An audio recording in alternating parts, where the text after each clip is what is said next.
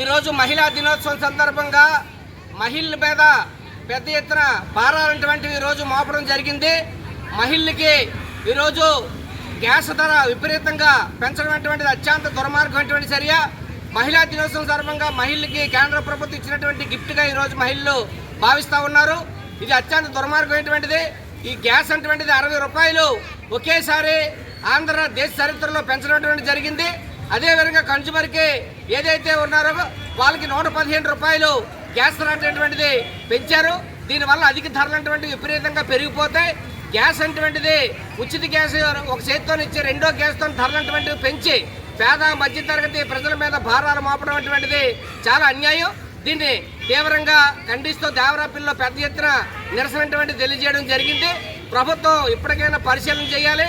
ఈరోజు Iran America యుద్ధం అటువంటిది తీవ్రంగా జరుగుతూ ఉంది.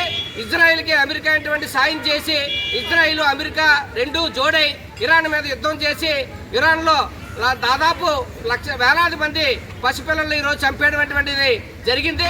ఈ యుద్ధం వల్ల అనేకటువంటి ధరలు పెరిగిపోతాయి. యుద్ధం వద్దు, రాజీ ముద్దని చెప్పేసి ఈరోజు ఎక్కడికక్కడ శాంతి ర్యాలీలు జరుగుతూ ఉన్నా కానీ కేంద్ర ప్రభుత్వం కాలు దువ్వుతూ ఉంది యుద్ధానికి. అదేవిధంగా అమెరికా ఇజ్రాయెల్కి సాయం చేస్తూ ఉంది. ఇది అత్యంత దుర్మార్గమైనటువంటిది.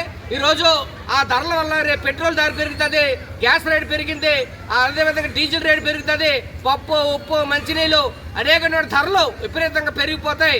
యుద్ధాన్ని వెంటనే ఆపండి.